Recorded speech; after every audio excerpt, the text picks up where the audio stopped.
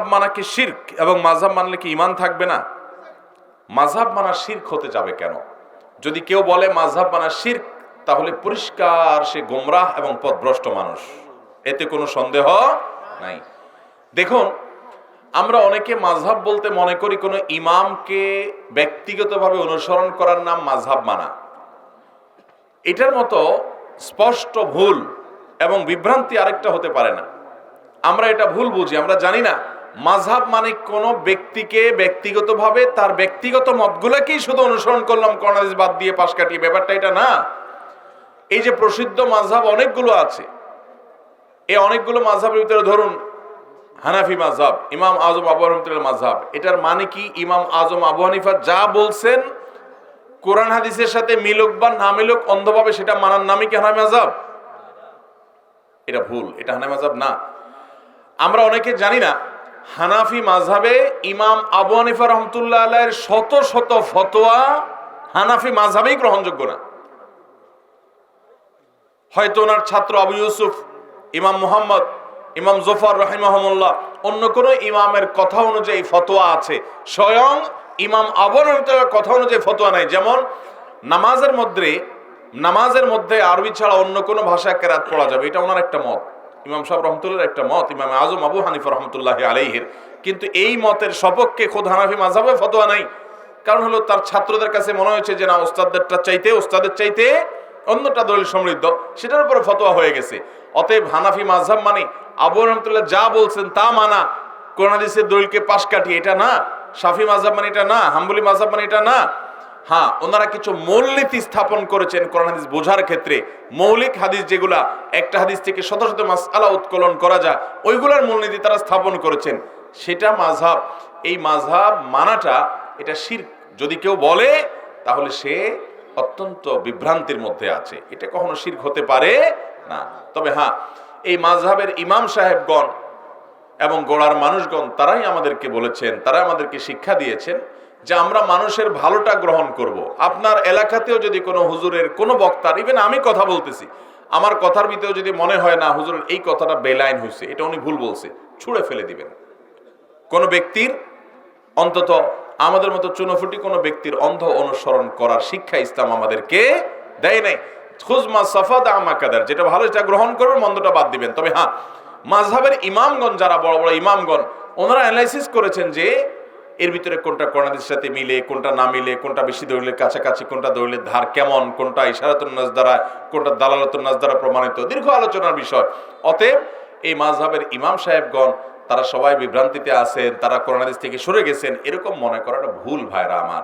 তবে হ্যাঁ, কেউ যদি সরাসরি কোরআন হাদিসের নস এবং ভাষ্য থেকে আমল করতে পারেন, কোনো ব্যক্তির, কোনো ফকির, কোনো মূলনীতি ছাড়া, এটা যদি করার মতো যোগ্যতা সেরকম কারোর থাকে তো তিনি করতে পারেন, এতে কোনো অসুবিধা নাই।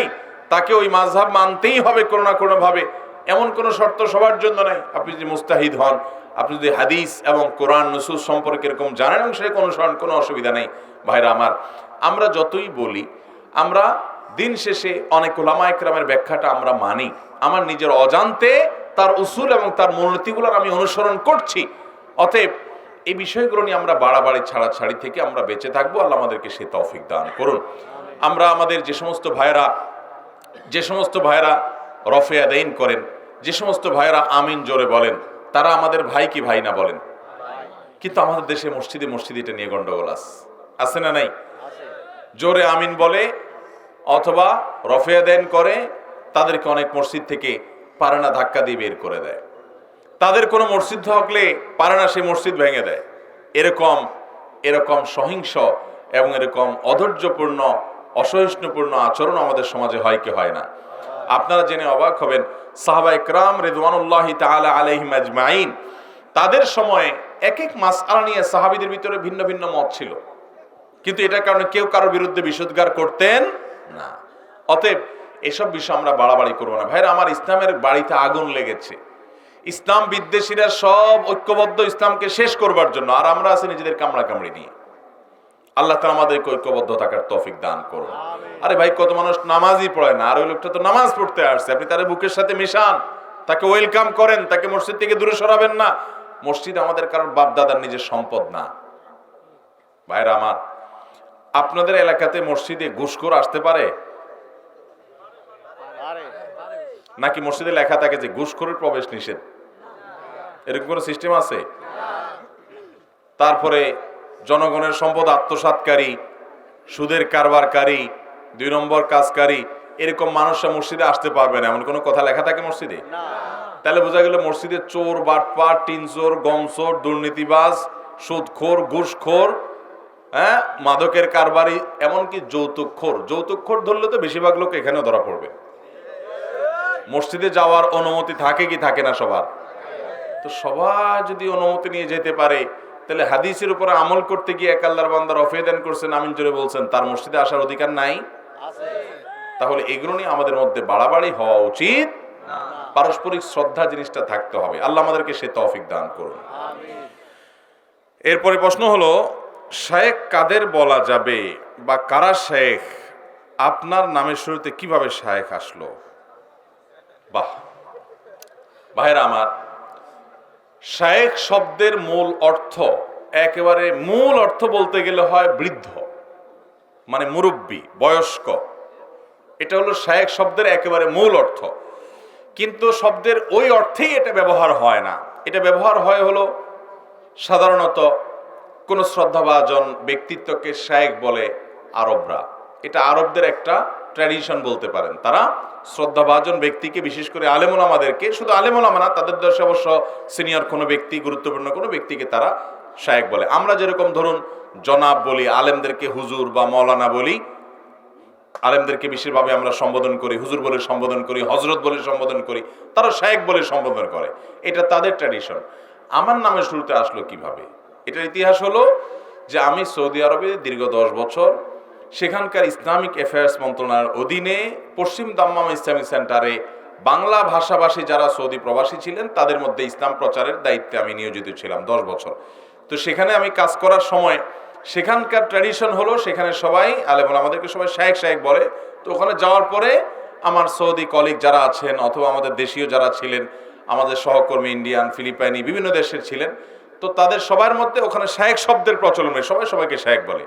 তো যেহেতু আমি সেখানে একজন আলেম হিসাবে দায়িত্ব পালন করেছি, দায়ী হিসাবে দাওয়াতের কাজ করেছি, খুব স্বাভাবিকভাবে সবাই শেখ বলতে বলতে শেখ উঠে গেছে। এটা আমি কোনো মায়ের পেট থেকে নিয়ে আসিনি, আবার এটা কোনো বানায়াত কেউ দেয় নেই। এটা ওখানে থাকার কারণে, আরব দেশে থাকার কারণে সেখান থেকে শব্দটার প্রচলন হয়ে গেছে। বাকি এই শব্দ আমার দেশে আলহামদুলিল্লাহ এখন অন্যান্য ওলামাদের ক্ষেত্রে অনেকেই ব্যবহার করেন, এটাতে কোনো অসুবিধা নাই। আপনি আপনার শ্রদ্ধার আলেমকে শেখ বলেন কিংবা হজরত বলেন, এটাতে কিচ্ছু যায় বা আসে না। হুজুর শব্দের অর্থ উপস্থিত। আমরা অনেকে বলি না, কাউকে হুজুর বলা যাবে না। আপনারা অনেক সময় শুনবেন এক দুজন এরকম লোকও আছে, নামাজ কালামের খোঁজ খবর নাই, দেখবেন যে কি শ্রদ্ধা ইসলামের প্রতি, বলবে কি, ভাই হুজুর শুধু একজন। হুজুর শুধু কে? একজন। তিনি কে? আল্লাহ রাসূল সাল্লাল্লাহু আলাইহি ওয়াসাল্লাম। এই আল্লাহর বান্দা হুজুর শব্দের অর্থই জানে না, কিন্তু আন্দাজে ফতোয়া মাইরে বসে আছে। এই দেশে এত মুফতি আর এত ডাক্তার, আপনার শুধু কোন একটা অসুখ হলে দেখবেন যে সবাই ডাক্তার, সবাই একটা একটা বুদ্ধি দিচ্ছে। আবার মাসালা জানার দরকার হয়েছে, তো দেখবেন যে মাসআলার উত্তর দেওয়ার জন্য লোকের অভাব নাই। তো এইরকম মাসালা অনেকে দেয়। ভাই হুজুর শব্দের অর্থ উপস্থিত, কিন্তু এখানে শব্দের অর্থটা উদ্দেশ্য না, উদ্দেশ্য হলো জনাব। এটার উদ্দেশ্য হলো কি? জনাব। বাস, এই জনাব বলে আমি তাদের কাউকে সম্বোধন করলাম, ওইটাকে আপনি বলতে পারেন হুজুর। এটা হলো উদ্দেশ্য। অতএব শব্দের অর্থটা সব সময় বিবেচ্য হয় না, মূল উদ্দেশ্য যেটা সে অর্থে ব্যবহৃত হয়। বিধায় হুজুর বললেও কোনো অসুবিধা নাই।